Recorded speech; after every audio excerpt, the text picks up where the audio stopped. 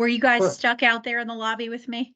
No, I was back to back, so I just coming from another call. Oh, you're totally fine, Chris. We were, I think we had some functionality where we were all in the lobby and we needed Anna or Gurjeet to let us in. So Gurjeet was great, and she was able to hop in and let us in. So we'll see if we can get Stephen and Whitney in as we go. Let me see if I can share screen just so that we're all okay. I am a Zoom user. Okay, I am not a Teams user, so bear with me now if this doesn't work. Can you all see this? I can see it. Okay, perfecto. Yep. So what I did in prep for this call, and it's so far it's just, okay, great. Here's Whitney coming in. Whitney, how are you? I'm doing all right, guys. How are you? Doing great. Thank you so much for joining. Perfect timing. We're just launching in now. Okay. And what I have done, guys, is I've put up on the screen, this is a copy of the March 2023 markup that we submitted over to Ginny. So this is what she was reacting to. This is in track changes for ease of our further editing.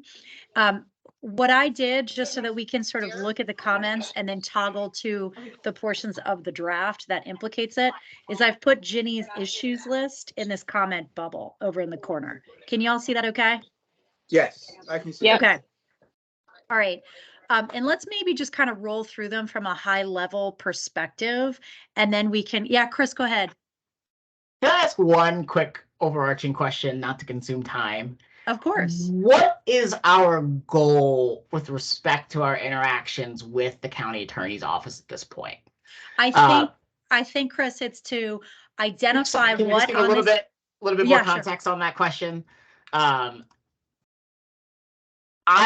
am deeply appreciative of how much work we are all putting in on this. And when I say we, I mean really you all and Helen in particular.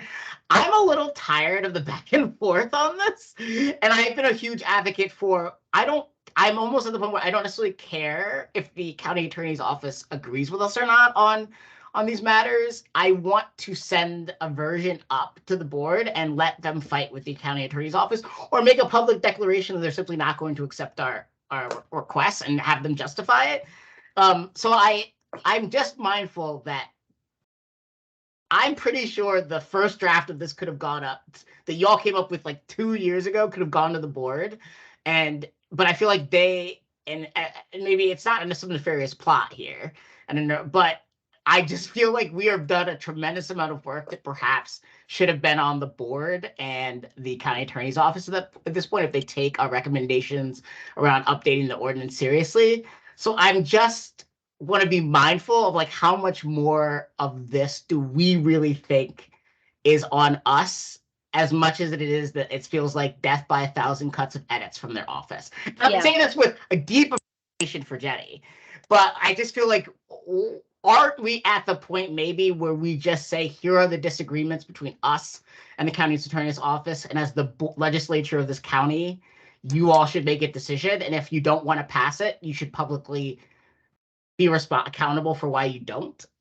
So sorry, I just wanted to say that up front, and I don't mean to derail the whole meeting, but maybe I'm alone in this, but I'm just wondering if perhaps, like, what are we trying to get them to agree with us at this point, or are we just trying to make sure the differences are really sharp so the board understands them? Because I kind of feel like what's happening is exactly what the county attorney's office wants to happen, which is we're like years into this process, and I don't want to spend 2 more years working on this, and really y'all have done the work. So I'm I'll shut up. But sorry, Roland. No, Chris, listen, I think totally fair point and well taken, and I don't disagree at all. I would parse it some, okay? And for the benefit of the folks on this call, I think there has been, other than you, Roland, and I thank you so much for being our sort of anchor of continuity through this process, we've had a lot of different cooks in the kitchen on this exercise, okay? And my goal as I think about this is to eliminate the daylight between county attorney's office and what we're doing. And in fairness to what county attorney has done. I think in a lot of respects on prior iterations of their draft, they actually identified some pretty fair edits that needed revision and refinement from the drafting committee. And I attribute a lot of that to a lot of different people were working on it. There were some version control issues at the outset, and they are actually identifying kinks in this document that really could be ironed out well. And I am very encouraged. I mean, Chris, if you saw the markup from a year ago and the magnitude of brain damage it took for me to version control it and sort out what was modified against what document and when, the fact that we have 7 points that we have to talk about, some of which are conceptual and fair items, shows me material progress. Now, I think at the end of the day, we are probably going to get to 2, maybe 3 areas with philosophical disagreement, and that's fine. But I think our lobbying effort to the board is going to be cleaner, crisper, and easier if it's all the other jazz that's just sort of addressed and come to the wayside. So my agenda for purposes of this call was to quickly convene as a group and talk about the 7 items on the list, figure out what our position is as a group, and then figure out the best way that we can market. And frankly, I'm happy. And Stephen, I can't,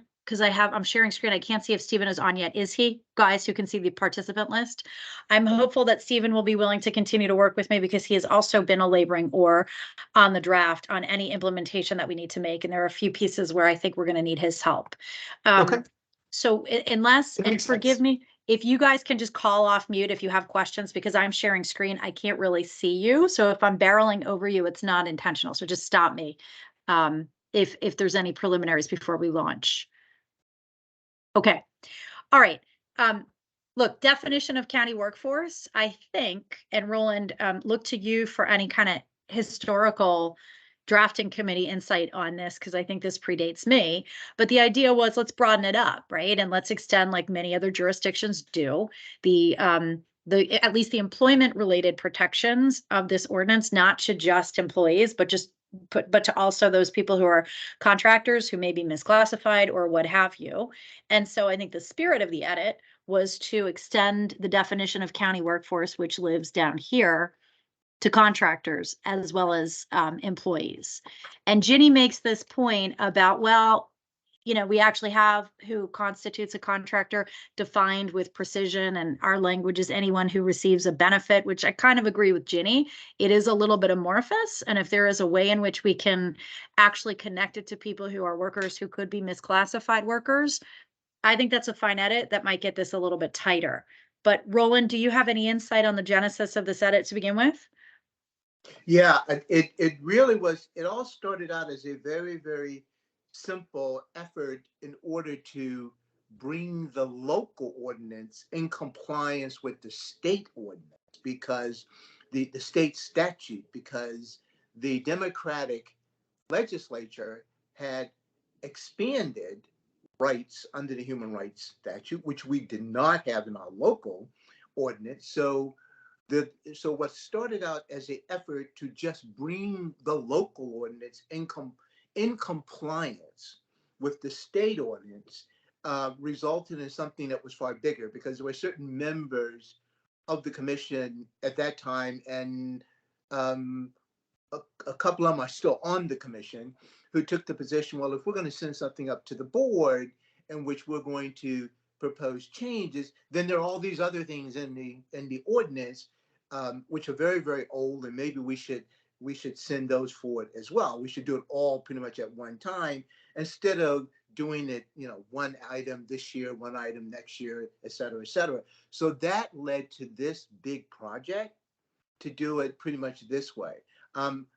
I agree with you and Chris that this is taking longer, but at the same time, I think working with the county attorney's office, surprisingly, I think is going to speed this up once we get the whole thing to them, because then they can't really sort of rely on the fact that, oh, this is our first time looking at this. We're going to have to do a review of it. We have been working directly with the attorney whose job it is to review this and to make the recommendation to the county board. we have been working with that attorney now. Grant you, it really has taken too long, but it's to our benefit when it is officially there. But I take the position that it's officially there, and it was sent there in 2020.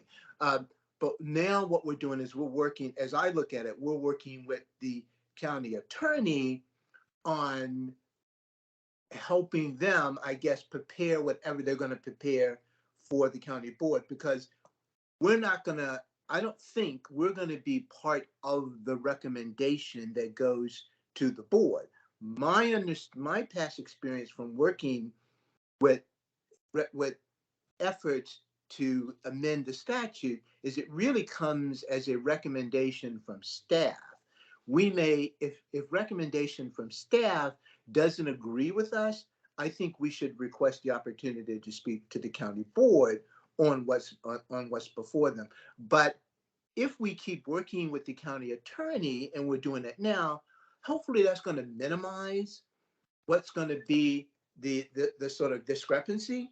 And that may be the 7 that Helen is talking about. And we may be able to sort of dwindle that down to just 1 or 2. And then it makes it a very, very smooth process, I think, once it goes up there to the board. We don't want them to look at this and say, oh my God, look at all of these changes you're doing. I'm scared about making all these things. But if one can say, hey, we sat down with your attorney and there was a back and forth from us, and this is the finished product that we all agree on, this one. But by the way, there are some other things that we agree on that we want in there as well. So I think this is a good thing that we're doing. It's a shame it's taken too long, but I think what we ought to just decide that, right now is this is going to be our final effort at it, and we're just going to send it up after this, no matter what it looks like. So Yeah, sorry agreed. to talk too long. No, super helpful, Roland. And I think there's alignment there totally.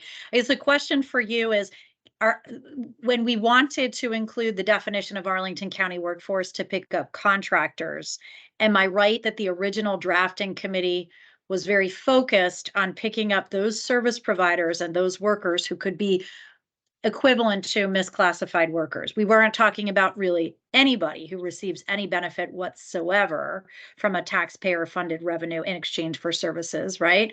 I think so. Okay. And that being the case, I actually think that Ginny's edit here in point 1 that you can see over here in the margin, where she's referencing, certain contractors that have contracts worth over 10K as defined in this other area of the Virginia code, might be a nice way to define what contractors are we contending are covered by the scope of this ordinance. And I would think it would be individual contractors, not entities. Do you all agree with that approach? It's here, if you can all see here. So this is the comment I'm talking about here from Ginny. So Ginny's first point was the definition of county workforce. Our proposal included language, which is here in blue in the markup, that anyone that receives a benefit from the county is a contractor as defined in the definition of Arlington County workforce. And therefore, all of those references to the Arlington County workforce would pick up those episodic contractors. And I think what Ginny is saying, do we want to actually put some precision around which contractors would be covered? So individuals that meet the definition of this Virginia code 2.2 4311. Do you guys agree with that? I mean, I think that would make it easier to pass. Yeah. If it's already in conjunction with what we have. And I'm fine with that as well, because I'm currently prioritizing completion over winning out an argument. But the county transacts a significant amount of its operational business through nonprofits that I can double check the Virginia Code statute that I would want to make sure are inclusive of the Virginia Code statute.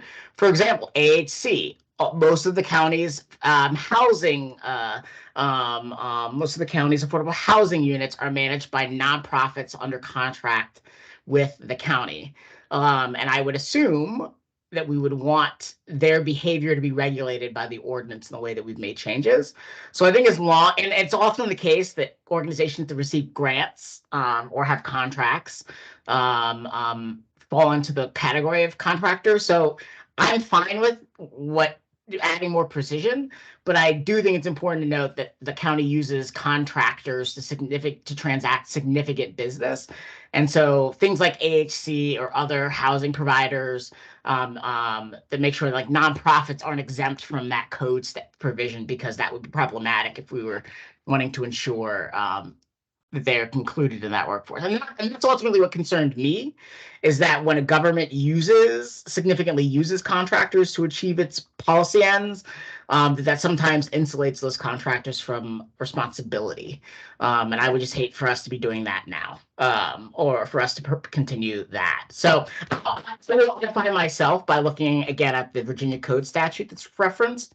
And again, in the interest of wanting to get this getting us through this, I'm happy with more precision, but I did want to highlight just why I think personally I thought that the addition of the contractor or the receives payer benefit was useful, so that the county couldn't leverage a highly technical definition to insulate certain contractors or our benefits providers from scrutiny. So.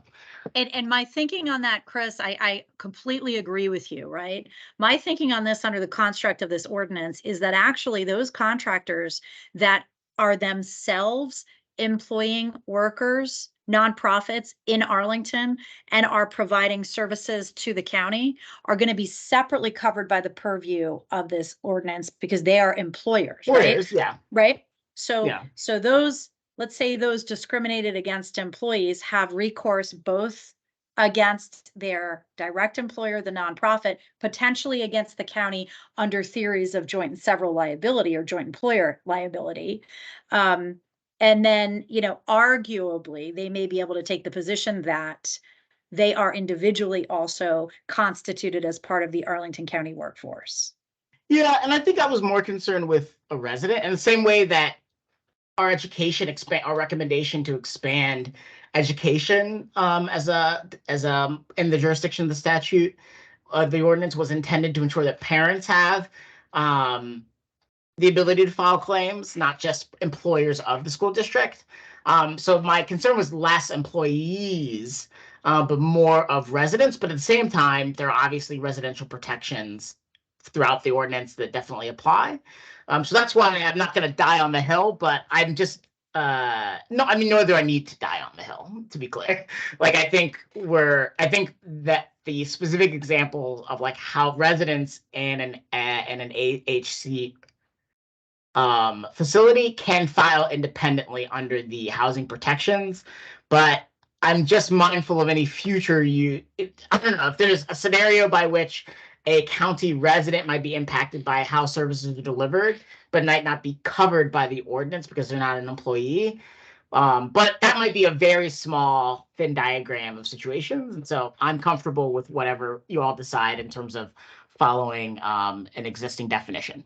Yeah, and Chris, I'd ask, can you, after this call as sort of a takeaway, just take a spin through to see if the concern that you're identifying still exists? Because my understanding of the construct of these definitions is all of those individuals, either as a resident or as an employee of an Arlington-based nonprofit, would have recourse under this ordinance irrespective of this edit.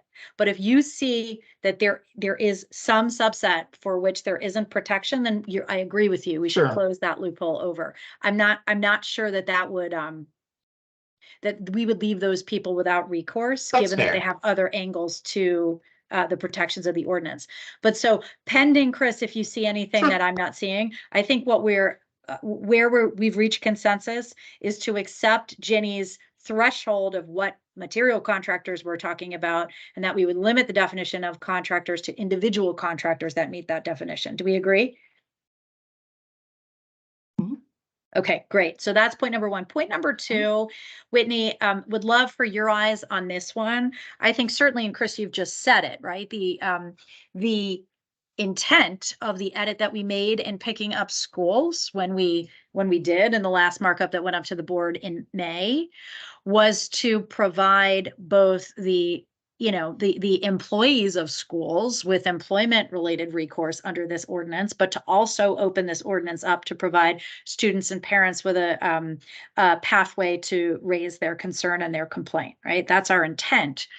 But the fact that Ginny raised the question that there was an ambiguity on that to her, is it debatable, is exactly what I'm worried about and what Chris was just saying, right? Could there be a world in which somebody makes a future argument to say, well, in including schools in the definitions here, the way in which you've done it is to really only provide recourse under the statute for people employed by one of the Arlington County schools, which is necessarily more limited than we need to. So I guess my request for you, Whitney, is can you take a look at this, and I'll send this document around to this group in Word again. Can you take a look at this and see if there's anything further we might want to clarify in this markup to make clear that we are in fact talking about student and or parent complaints and not just employment related claims as it pertains to schools?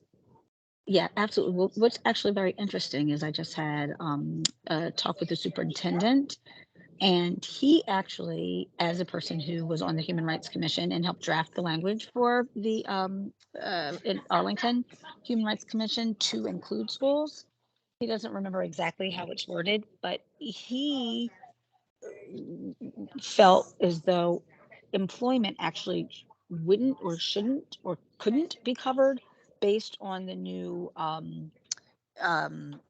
my God, Winnie, it's been a long day. What do you call it? The contract with the teachers and the union. So Yeah, the collective bargaining agreement. thank you. Oh my gosh, yes. So he was under the impression that it had to it could not include employment, and so really it was from that conversation solely for parents and students and not employees and staff members. So that's interesting, right? I mean, I get that point as it relates to the union employees, right? Those employees of schools who are covered by the CBA, they have grievance procedures under their CBA to raise their concerns. That makes perfect sense. But of course, there's going to be a whole basket of managers and administrators and people who are not eligible to be union covered, who should have employment related recourse through this ordinance, right? If you have a Black teacher who is discriminated against by her supervisor and she's non-union, she should have the ability, if she so chooses, to bring a claim under this ordinance if she doesn't want to go to the EEOC. But I really think it should cover both. So that's really interesting. Could you, Whitney, when you take a spin through, can you look at both sides of the coin, right? Make sure there's no ambiguity that, of course, it pertains to education. Parents and students have recourse, but likewise, eligible teachers, right, non-union covered teachers have the ability to bring employment related claims under this ordinance if they so choose. I love that. Absolutely. Okay, awesome. All right, so that's point number 2. And I think probably nothing to do there unless, Whitney, you say there's ambiguity, let's tighten it, because actually she's daylighting an issue for us that we might want to fix. And hopefully nothing to do there by way of a markup. Point number 3, guys, can you see, is Stephen on the line? Okay, point number 3, I'm not sure, and if you can all see this, point number 3 is she says that some of the edits that we made to the source of income additions go beyond the intent of what the code is. So I don't know if she's sort of laying an Easter egg here on Dylan's rule issues, but I suspect what this is we have some sections in here on commercial real estate and how the source of funds protection extends to commercial real estate. And, you know, notionally, I obviously I want our ordinance to be as broad and as protective as it possibly can be. Stephen and I had a number of conversations on this one. Notionally, I struggled with this one a little bit. Here it is, commercial real estate.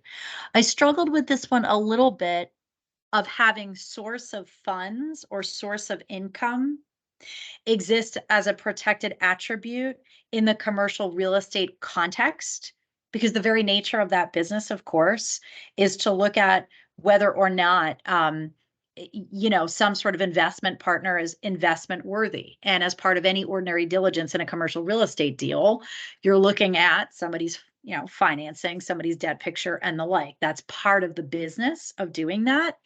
And I suspect, so here I have that language, right? So here is discrimination in the commercial real estate context, and we're saying you can't discriminate on the basis of source of funds. I think this, what I've just highlighted for you on the screen, is what Ginny is referencing, and I'll go back up to her comment. So the question for this group, so here's her comment 3, some of the source of income additions seem to go beyond the intent of the amendment. For those who engage in this area for business. This is why I think she's talking about commercial real estate. Ginny wants to know if we have an objection to kind of bringing it back to what the Virginia code provides. So I think that would be deleting source of funds in that commercial real estate context. I have to say to this group, I am agnostic on that one. I actually, in commercial real estate context, I see the argument. I see the other side of the argument. That said, I'm not overly agitated about kicking it up and seeing what the county attorney has to do. But what is this group? What do you all think about that?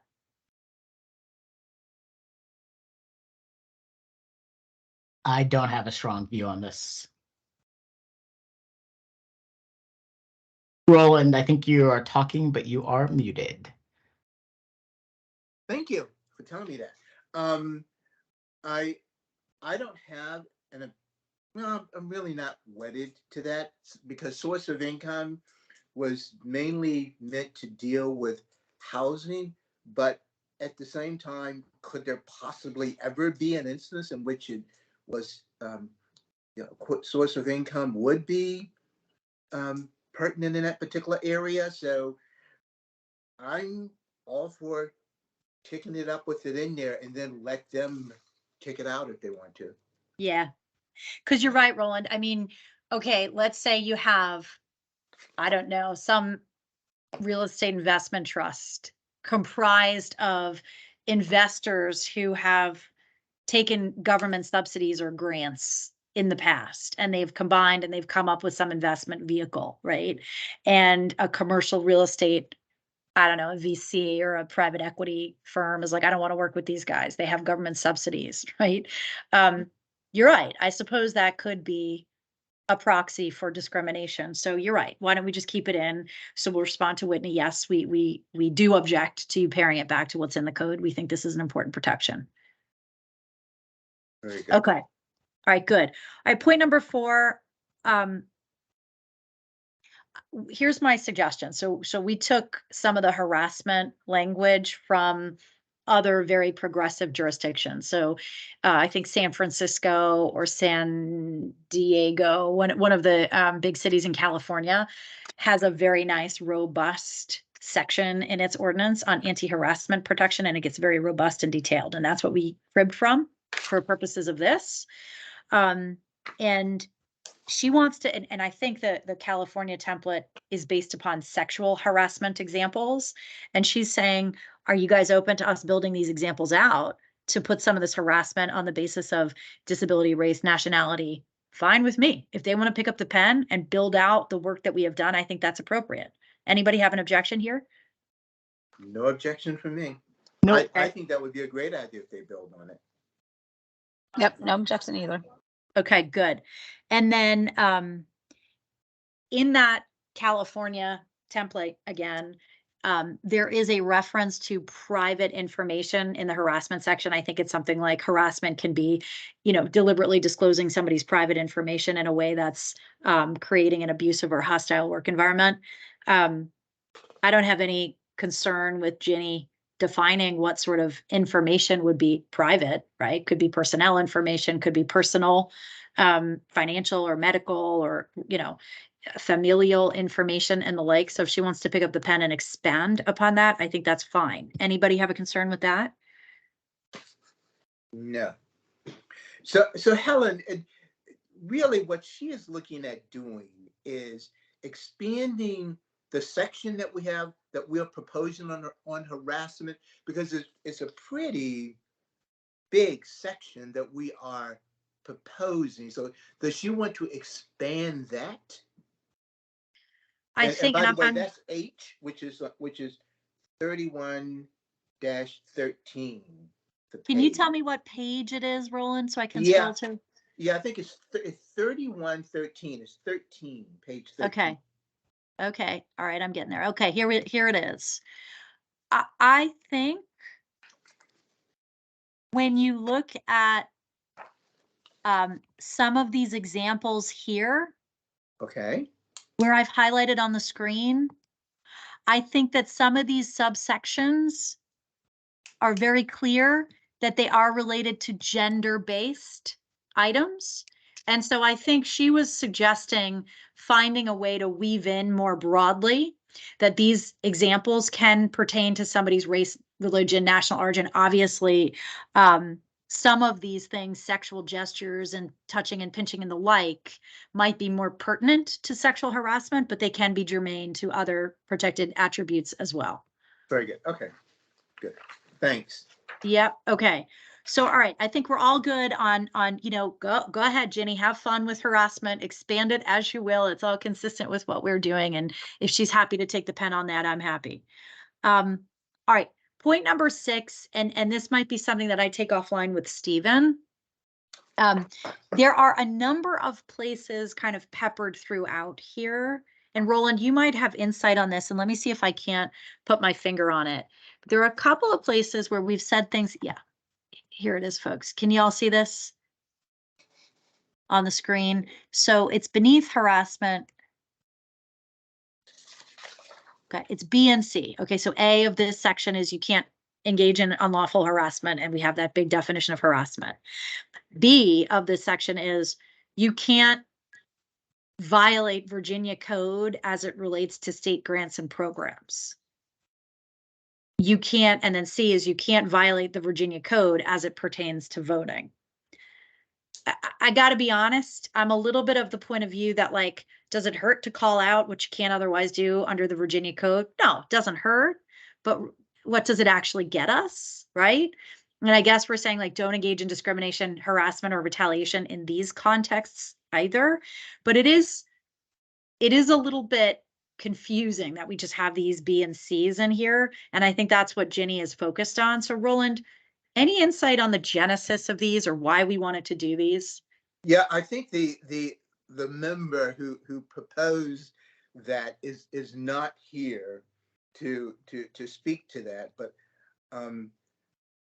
I too am sort of questioning in the area of voting exactly what we would actually do. Would the voting be, because I'm totally unfamiliar with the state statutes that are quoted here, so I don't know what what these two things entail. Yeah, I think these are statutes that would say things like it's unlawful in the Commonwealth of Virginia to deny voting access to a person on the basis of a protected attribute that they possess, right? Race, national origin, disability status, etc. Right? So I think that's what that 551-544 says in spirit, right? More nuance to it. But you can't discriminate in the context of voting, nor can you discriminate within the Commonwealth of Virginia in doling out state grants or programs on the basis of a protected attribute, race, religion, nationality, etc. But you're right. Who is prohibited from doing this? Like what? Well, and I'm also thinking, what would be the enforcement mechanism? What would we do? And I must admit, I'm not knowledgeable about the jurisdiction of the Board of Elections, but that seems to me to be encroaching there. And I just question, whether that's something we really want to get into. Whitney, what do you think about that? You Oh, wait, can you repeat? I was in motion. no, simply because your knowledge on human rights. The section that someone has proposed to add would make it unlawful to violate the Virginia Code dealing with voting. Right. So I guess my question is, wouldn't that be something for the Board of Elections, or some other entity that deals directly with voting and with elections? And I don't know what could we possibly, how can we possibly remedy that or gain from that? Yeah, thank you. Gain from that. You know what? I am Kim Phillip is one of my employees and also the president of the Board of Elections. Yeah. So maybe let me ask her too. I mean, to Helen Ann's one point, like, it's not necessarily bad to spell out something that we don't want people to do, even though we don't have to. Right. But we also don't want to necessarily make this any harder than it has to be. Right. But I mean, I think we can all agree that you do not want people's rights violated while they're voting. But is our ordinance the best place to spell that out? Yeah. That's the point. Is it the Yeah. best place to put it there? Yeah. And also with grants and programs, exactly what does that entail?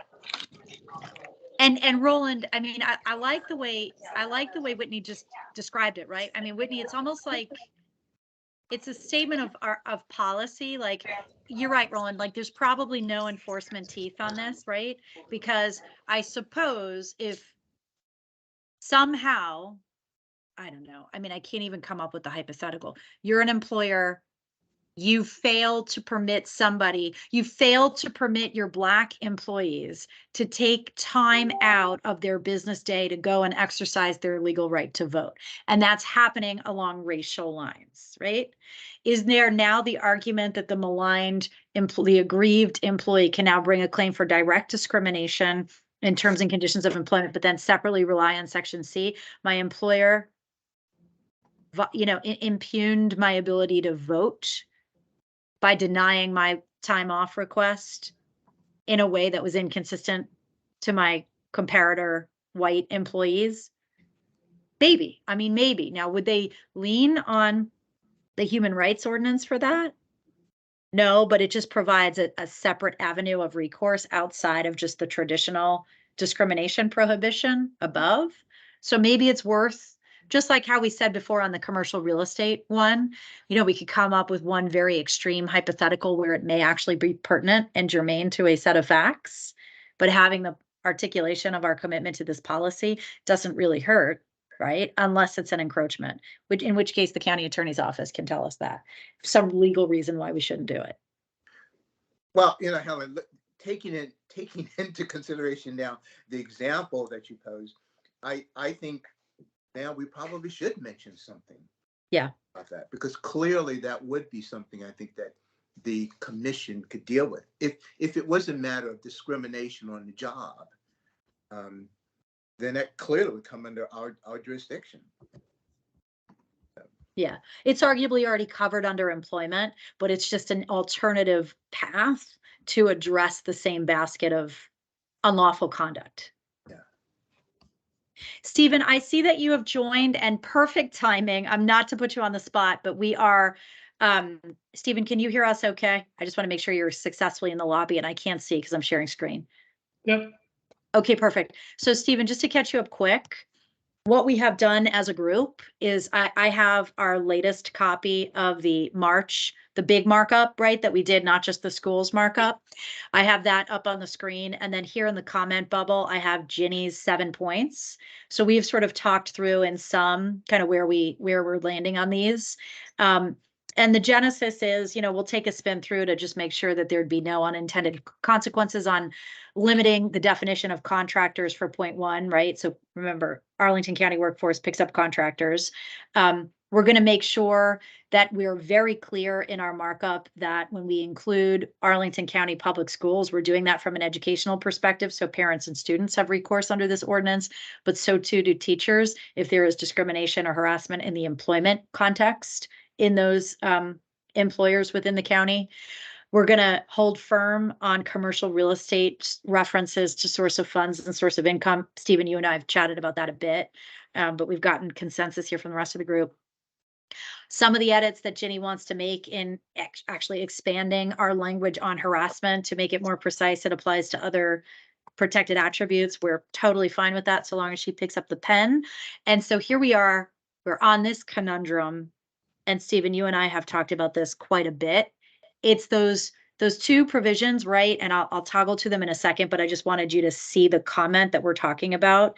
This is where Ginny is like, you guys have that section about it shall be unlawful in the context of voting to violate whatever, the Virginia Code section on voting, same thing, same language, almost in clone on state grants. And so as a commission, we've been sort of debating back and forth, like, is it really, like, are we really gaining anything in having those references there? Is it nice to have that policy statement? Are we encroaching on elections or some of the other state bodies in including that language? Whitney's going to talk to somebody she knows who's on the election commission. But, you know, you might have more insight, Stephen, on the genesis of those. And now I've just toggled through the provisions that I'm talking about here. Can you see that, Stephen, on the screen? B and C. Mm-hmm. I don't remember the genesis of how they got in there, unfortunately, but I don't see a problem with it. I mean, is there some like Dillon rule issue? Is that what Jenny's issue is with this? No, I think it was just kind of a head scratcher, as it was for all of us when we were knee deep in like, what are we solving for here? What are we doing here? Right. And I think where we've landed is like no downside. Of course, you can't engage in conduct and you know, these statutes reference like it's unlawful to discriminate when somebody exercising their right to vote on the basis of some sort of protected attribute, right? Yeah. Likewise, the Commonwealth of Virginia cannot discriminate in apportioning out state grants and programs on protected, you know, lines, right? Yeah, so right. That already exists up at the state level. What are we accomplishing here from an enforcement mechanism? And I think we crafted a hypothetical as we were noodling through this, that let's say you're a Virginia employer who has an inconsistent practice of approving leave for your employees to vote, right? Yeah, so I heard you're that. okay. So we think that it probably can be an alternative path if you have that sort of fact pattern. So in that respect, why not? Let's just stand firm on it and let Ginny come up with a legal reason why we should take it out. Unless you see that differently. No, I agree. I mean, there's huge chunks of this that is redundant with other laws, either state or federal. Yeah. They're there anyway, so who cares? Yeah. Okay. Okay, got it. And then let's see where we are. Number 7. Oh, she's suggesting doing a definition on sex and age, which I actually thought we had in here, Stephen. Didn't we have age, or we had elderliness?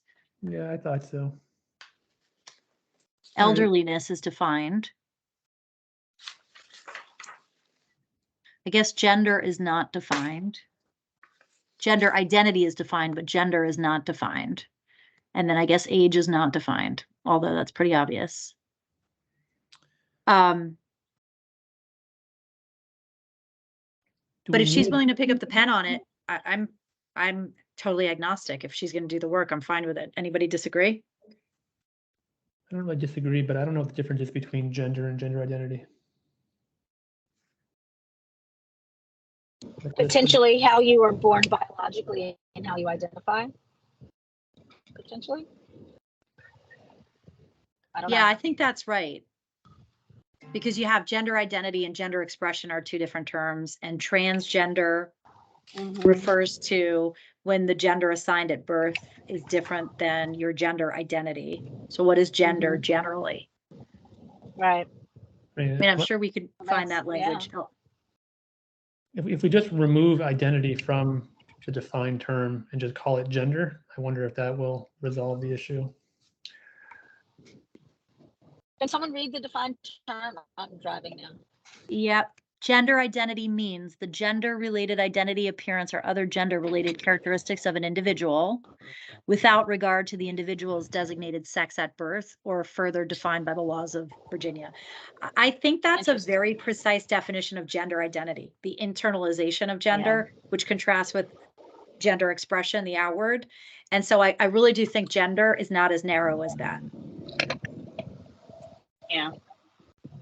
Well, that's fine. We want to include gender too, but if we include the defined term as gender, then we also have to sort of like pop it in to all the other places that it has gender identity listed, which we can do. Yeah. So wait, let's look at what we have in discrimination. Do we have gender? We have sex. And do we know the difference between sex and gender?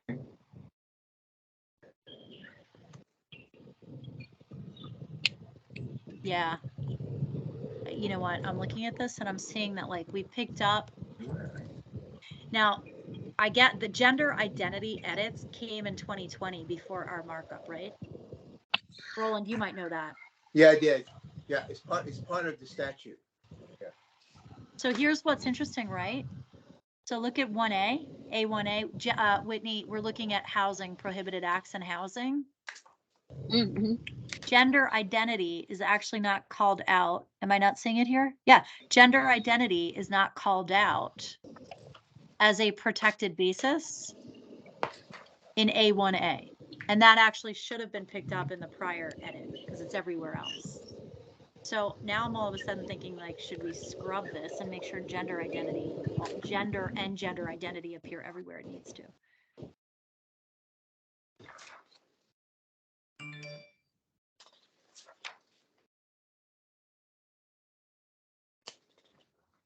All right, well, look, I mean, I think the answer on 7 is, are you guys fine with me going back to Whitney, excuse me, to Ginny and saying, yes, we're open to looking at definitions of age, sex, and gender if you want to propose them?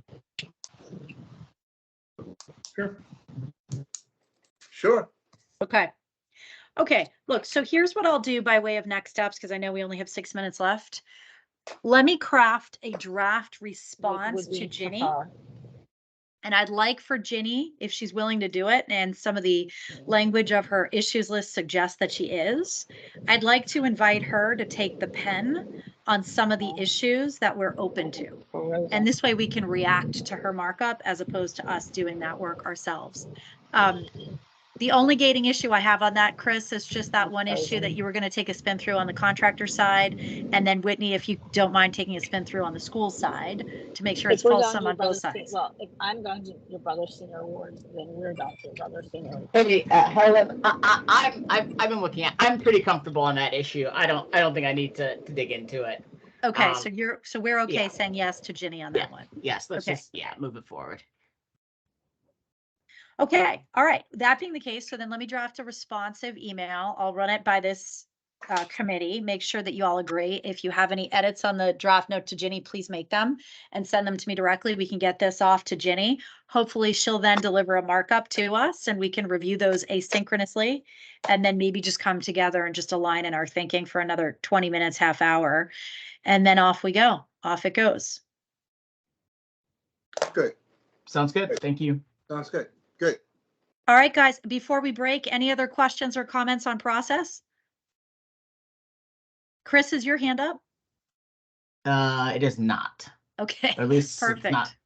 Yeah, no, it's not. All right, guys. Well, thank you for the time on a Monday afternoon. Great to see you all. I'll get this email circulated as soon as I can. Thank you. Thanks all.